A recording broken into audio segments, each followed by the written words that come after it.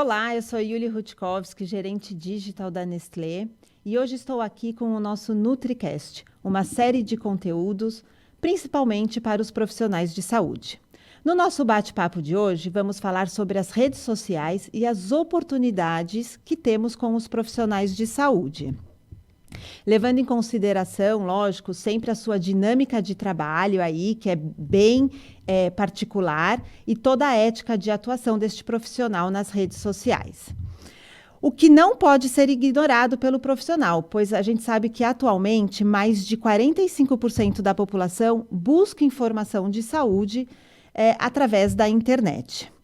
E para contribuir com este tema desafiador e de várias vertentes, tenho aqui duas convidadas de muito respeito que gostaria de apresentar para vocês. Então, primeiramente aqui no nosso estúdio, estamos com a Neila Carvalho, que é advogada, especialista em redes sociais e comportamento digital e formada em marketing digital pela FGV e neurociência pela ISPM.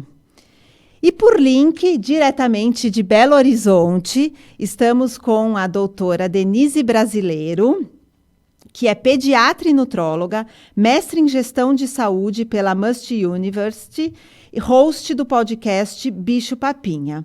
Sejam muito bem-vindos ao nosso Nestlé NutriCast e muito obrigada por compartilhar aí todo o conhecimento e toda a expertise que vocês têm hoje no assunto. Obrigada por estar participando. Olá. Tudo bom, doutora Denise? Nossa, que oportunidade ótima, né? E com essa equipe aqui maravilhosa. Vai ser bem especial essa conversa.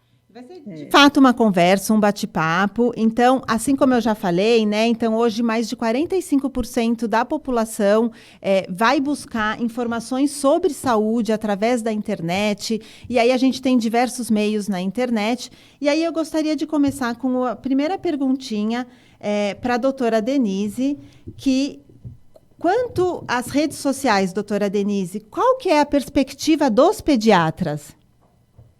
Muito interessante, porque essa jornada da família, né, dos pais nessa era digital, ela é real, a gente não pode ignorar, principalmente a gente pediatra. Na minha tese, eu achei dados tão interessantes que, por exemplo, nos Estados Unidos, quando eles comparam 2005 com 2021, 7% da população procurava informações de saúde nas redes sociais em 2005. Em 2021, isso subiu para quase 80%. E quem mais procura? Pais.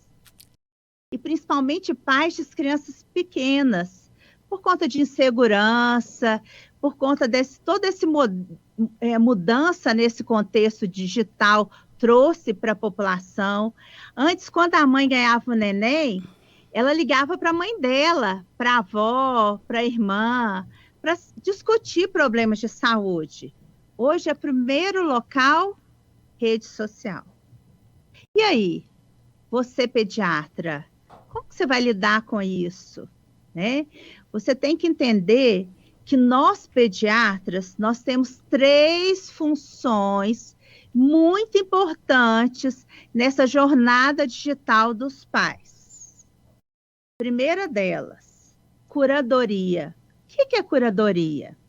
Então, os pediatras digitalmente engajados, agora eles vão guiar, assumindo uma função de guardião e gestor, guardem isso, de informações que estão livres nas redes sociais. E ele vai tentar traduzir essas informações do jeito que as famílias entendam. Então, essa é a primeira função. A segunda função, a gente precisa saber produzir conteúdos de saúde embasados em ciência.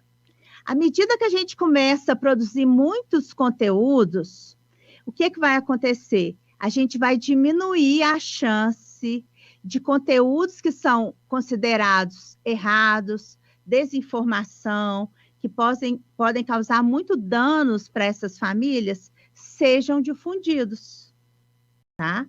E a terceira função é esse letramento em saúde digital, que tem um nome que chama Literacia em Saúde Digital. A gente vai ajudar os nossos clientes, como que eles vão entender se aquela informação que eles receberam, se ela é real, se ela pode ser levada em consideração. Então, mais funções para o pediatra, mas isso é possível. É isso que a gente está aqui hoje para conversar e tentar ajudar quem estiver escutando esse podcast. E aí acho importante, né, doutora Denise, a importância do pediatra dar ouvidos ao seu paciente quando ele chega no consultório, né? Porque ele já vai chegar com um embasamento que ele consultou no Dr. Google, esse embasamento verídico ou não verídico, né? Porque talvez ele não conseguiu interpretar de uma forma tão correta, adequada, mas é a importância do pediatra ouvir esse paciente, né, para conseguir direcioná-lo melhor. Pode falar. Isso é muito impactante, que eu falo que é essa escuta empática. E eu quero contar um caso que aconteceu comigo semana passada. Chegou uma família com um bebezinho que gostaria de uma orientação nutricional. E essa criança nasceu muito pequena, ela teve a restrição de crescimento, e a mãe, muito triste, me contou assim: doutora Denise, eu já fui em 2 geneticistas. O primeiro geneticista, eu cheguei para ele e falei: doutor, eu estou com uma desconfiança muito grande que o meu bebê nasceu pequenininho, não está ganhando peso, não está crescendo, porque ele tem uma síndrome genética que chama Russell-Silver. Aí, o que o profissional fez? Destruiu essa mãe. Nossa. Você não é da área de saúde, o seu filho não tem isso, pode voltar para casa que está tudo bem, tá? Só que mãe, gente, é muito abençoada uma mãe, né? Ela não descansa enquanto o coração dela não estiver em paz. Ela procurou um serviço muito grande de genética, bacana, que a gente tem aqui na minha cidade de Belo Horizonte, e o outro profissional escutou essa mãe, e essa criança tem a síndrome que ela suspeitava, tá? Então, hoje, o profissional, mesmo que ele não esteja participando de uma rede social, que ele não queira participar, ele tem que entender essa modificação, essa solicitação da família, e a gente tem que falar com essa família. Que bom que você já procurou informações, que você já chegou assim para mim. Isso vai me facilitar. E aí eu vou poder direcionar, olha, isso aqui tem fundamento ou isso aqui não tem fundamento. Mas eu não posso criticar essa família. Eu tenho que fazer esse acolhimento. E nesses trabalhos mais recentes, eles mostram o seguinte, que essa família que já chega empoderada de conhecimentos, ela consegue trazer informações para o pediatra e fazer perguntas que vão facilitar muito mais esse diagnóstico referente àquela criança que está na nossa frente. Então, isso não é negativo, isso é positivo e vai ajudar muito, principalmente em casos raros, que às vezes aquele pediatra não teve tempo ainda de estudar ou nunca pegou um caso daquele, e a família já chega com muitas novidades referentes àqueles casos, porque ela já conversou com outras famílias que talvez descobriram tratamentos inovadores no mundo inteiro. Muito legal esse caso prático que você trouxe para a gente, né? Porque acaba mostrando, de fato, na prática, o quanto, e adorei esse termo que você utilizou também, a escuta empática, né? Mas aí, Neila, voltando um pouco para o profissional de saúde, quais seriam os aspectos positivos e negativos da presença dele nas redes sociais? Então, muito obrigada pela pergunta e Começando falando que a doutora Denise já começou com aspectos muito positivos em relação ao profissional estar nas redes sociais, né? A primeira delas é que ele promove a educação em saúde.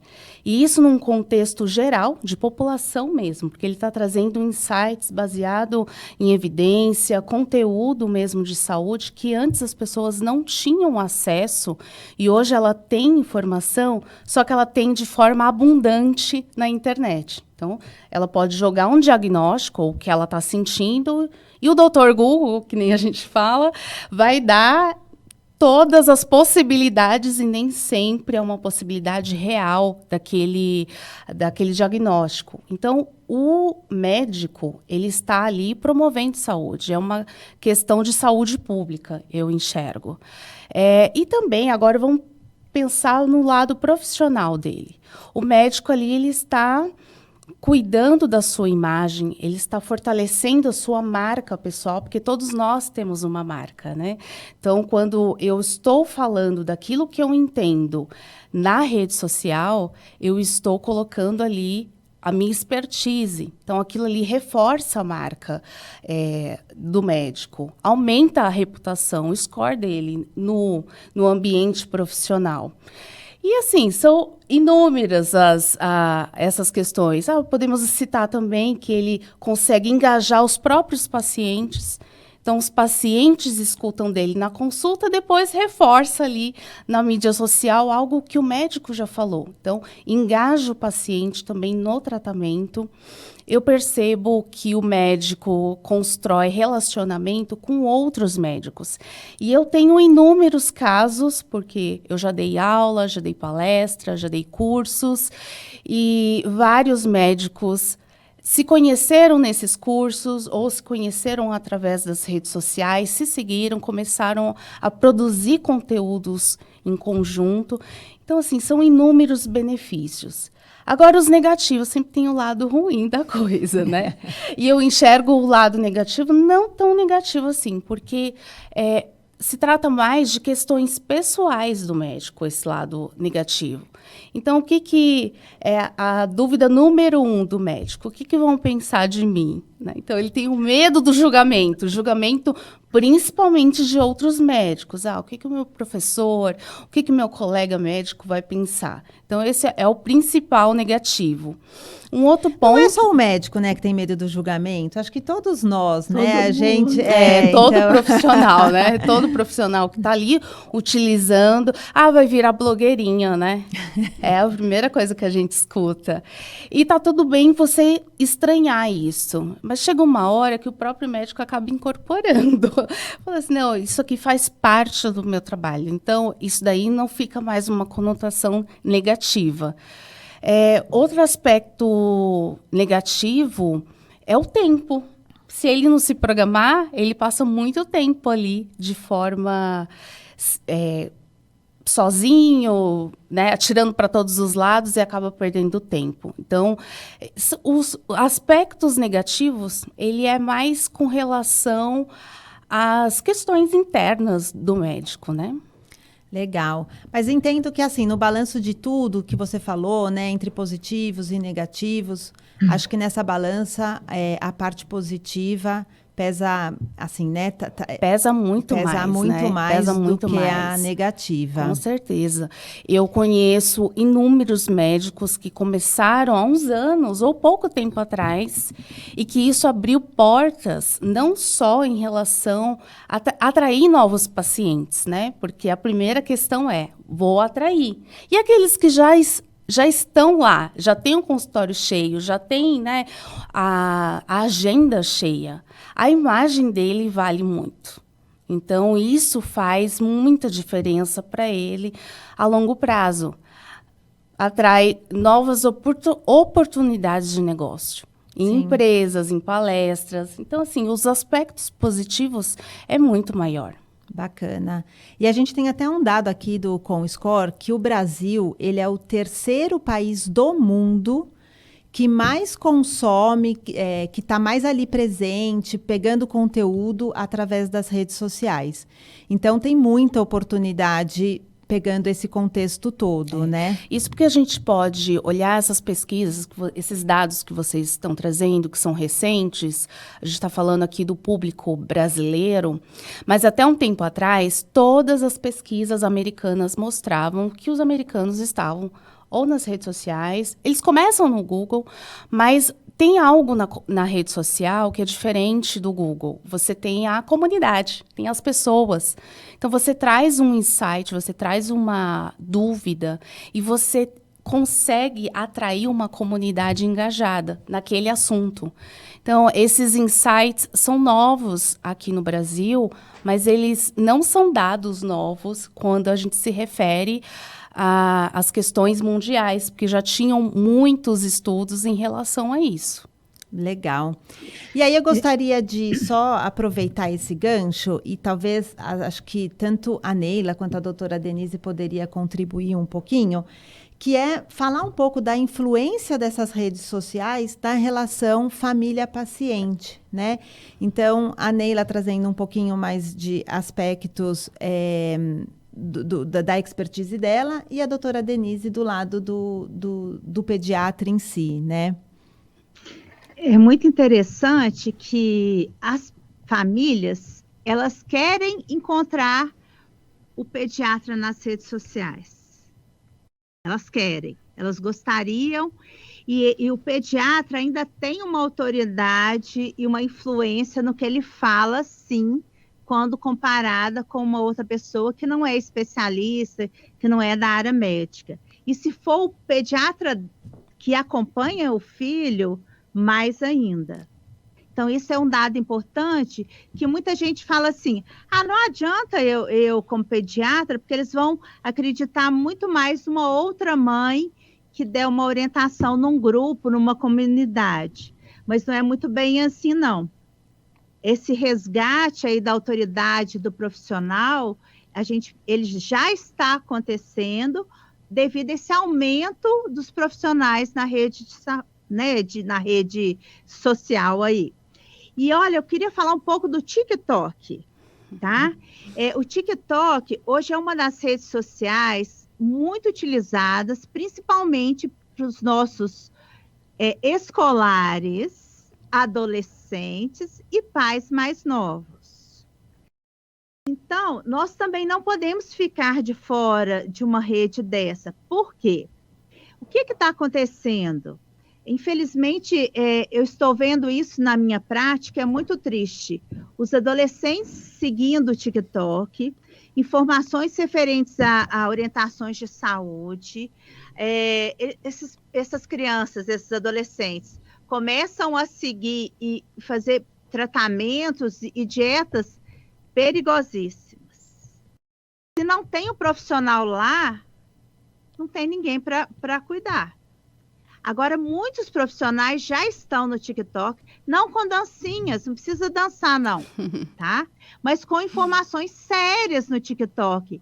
Porque a gente tem que entender que são várias as redes sociais. Então, a gente tem YouTube, Facebook, Instagram, Twitter, os blogs, as comunidades, o próprio WhatsApp, se você for entender, é também uma rede social que você está comunicando, trocando informações. Só que você tem que descobrir aonde o seu cliente está. Como que ele quer que você fale para ele? Em qual formato? Porque aí você vai conseguir atingir esse público seu. E aí, nós pediatras não podemos abandonar os adolescentes, porque eles estão muito tempo do seu dia nas redes sociais. E a gente tem que falar com eles também. Agora, Neila, a doutora Denise, ela falou, assim, quase não coube nos dedos dela de tantas redes sociais, né? Então, o TikTok, tem diversas outras. Como dar conta de tudo isso? Essa é a dúvida de R$1 milhão. Né? Como dar conta? Além do consultório, além de ter né? uma equipe, vamos ter uma equipe de marketing completa e dar conta de tudo, né? Não, mas ela falou de algumas, as principais que os adultos conhecem, né? Porque aí existe uma infinidade de rede social que o médico nem vai dar conta de saber. Cada vez que eu chego com uma rede social nova, que eu comento nos meus stories, o pessoal fala, meu Deus, o que é isso? Eu não estou sabendo. Eu falei, gente, já tem 5 anos essa rede social. Então, assim, vamos falar do Discord. Ninguém sabe o que é Discord, o adulto, né? Mas os adolescentes estão lá. Os adolescentes e os jovens os jovens, né? Que hoje a adolescência está indo até um pouquinho mais tarde, mas a gente esquece que o pediatra, ele cuida de um período da vida da criança, começa lá desde a barriga da mãe até os 15 anos, mais ou menos, que depois os adolescentes não querem saber mais do pediatra. Mas, enfim, só que essas crianças crescem, essas crianças vão ser pais novamente, tem uma nova geração. Então, o pediatra tem que entender que o público dele é um público entre 20 e 40 anos, mais ou menos, né? Ele vai falar ali, rapidinho, com o adolescente, para o adolescente entender, mas ele está falando principalmente para os pais e para os novos pais, que no começo está desesperado porque não sabe o que fazer. É uma geração que não sabe o que fazer com uma criança. E muita informação. E quanto mais informação, mais dúvida tem. Então, assim, o que fazer diante de tantas redes sociais, né? Primeiro, ele tem que buscar entender o que ele está buscando ali na rede social. Eu vou reforçar a minha marca pessoal, eu quero atrair novos negócios, quero atrair novos pacientes e quero educar. Quais são as principais? Hoje eu entendo que o YouTube é um dos principais, porque o YouTube ele consegue trazer informações de forma mais profunda, por mais tempo. E as pessoas que estão no YouTube, elas estão procurando aquele assunto. Então, olha que interessante. Às vezes as pessoas falam, não quero fazer vídeo, não, porque dá muito trabalho e realmente dá. Fazer o vídeo e editar o vídeo. Mas as pessoas estão buscando ativamente aquelas informações. Então, vamos lá, YouTube. Com você produzindo um vídeo para o YouTube, você consegue pegar pílulas e jogar no Instagram. Então, você já tem conteúdo para o Instagram. O Instagram é importante para o médico? Sem dúvida alguma. É uma rede social, pessoal, que está envelhecendo. A gente não sabe até quando vai, né? Só que a gente tem que pensar o seguinte, o Facebook é a empresa Meta, né, que é do Facebook, o WhatsApp, o Instagram, a nova rede social, o Threads, que a gente não sabe o que vai acontecer. Mas, assim, ela se renova também. E ela fala com aquele público que está lá. Então, o Instagram é importante? É importante. Hoje eu enxergo o Instagram como uma vitrine do médico. Então, ele está levando informação ali, mas ele está trazendo insights do que ele está fazendo, ele está trazendo um pouco dos bastidores do trabalho dele. Ele está, assim, comunicando mesmo e você coloca aquele conteúdo, o que você quer passar para o seu futuro paciente, né? Ou para o seu próprio paciente. Então, o Instagram é uma rede social interessante. Tem outros, TikTok, como a doutora Denise estava falando. Hoje é o principal veículo de comunicação do pessoal mais jovem. Só que ali são 15 segundos, 30 segundos, é uma coisa muito rápida, mas ele presta atenção. Então, às vezes, é um assunto, é um dado que ele fala, poxa, eu quero saber mais. E aí vai buscar aonde? No Instagram. Quem que é esse médico? Então, assim, são várias as redes sociais e como dar conta de tudo isso. Você pode fazer tudo absolutamente sozinho, de uma forma simples. Eu acho que, para começar, não precisa delegar para ninguém. Você não precisa saber números exorbitantes, você não precisa pensar em engajamento, não é isso. Você precisa começar. Então, vou começar a produzir de uma forma simples. Fazer um texto, vou fazer um vídeo e vou publicar. Agora eu quero profissionalizar, quero trazer os cards um pouco mais elaborados. Contrato uma agência. Puxa, eu não quero fazer absolutamente nada. Querido, então você não vai poder utilizar a rede social. Porque o médico, não existe o médico não fazer nada na rede social. A começar que a informação de saúde é baseada em ciência. E quem é que conhece o método científico? É o médico, não é a agência de marketing. Por mais qualificação que ela tenha, ela precisa que o médico produza o conteúdo, que ele revise aquele conteúdo. Imagina você colocar uma informação errada, é a imagem do médico que está ali, né? Então, todas essas questões vai ajudar ele a produzir o conteúdo.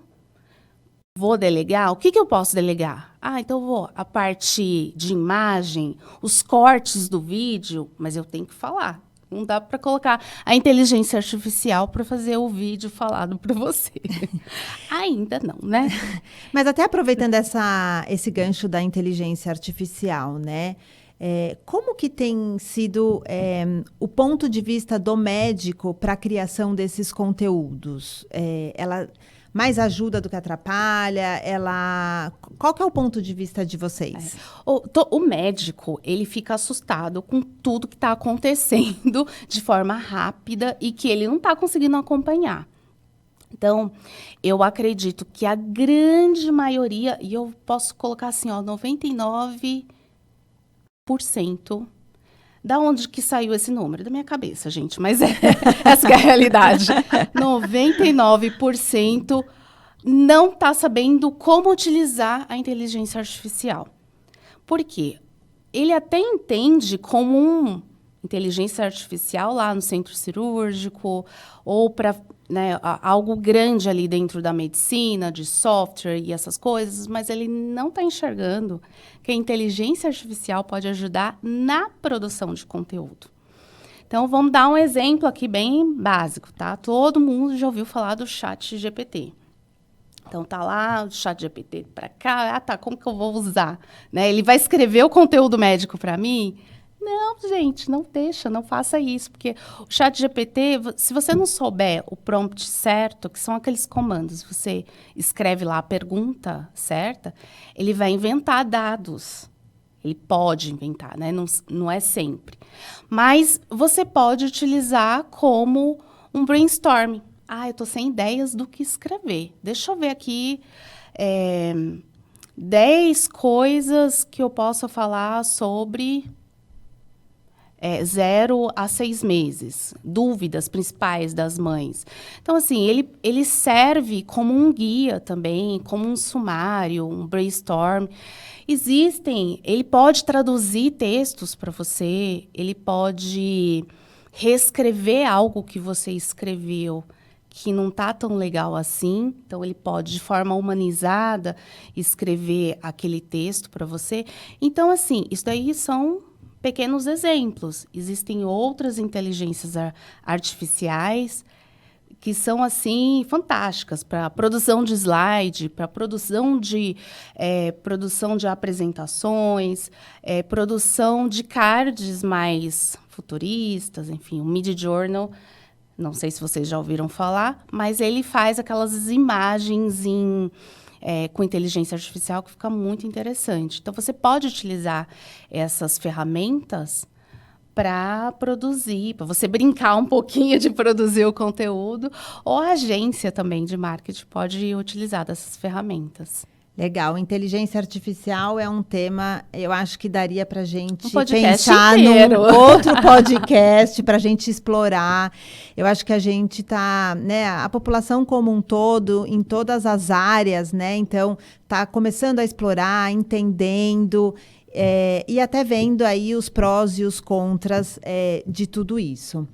E aí, doutora Denise, quando a gente pensa assim, né, a gente está falando de inteligência artificial, a gente está falando num futuro que já nem é mais futuro, já é o nosso presente, né?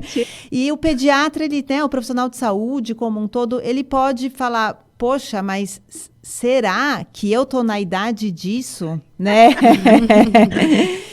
Não, isso daí não é para mim, vamos deixar ali para os que estão se formando, para os residentes, né? Eu já passei dessa época. Existe idade para começar? Não existe.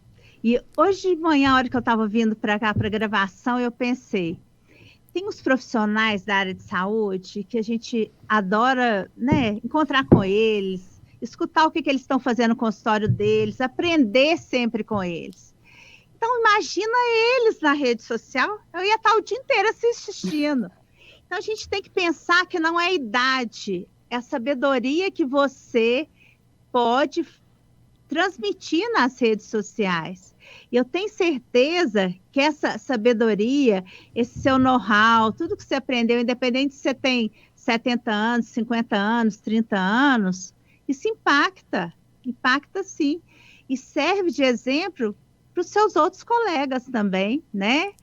E eu acho legal que o pessoal que está acabando a residência, que está começando o Instagram de pediatria, eles estão estudando muito mais, porque para produzir esse conteúdo, eles têm que estudar.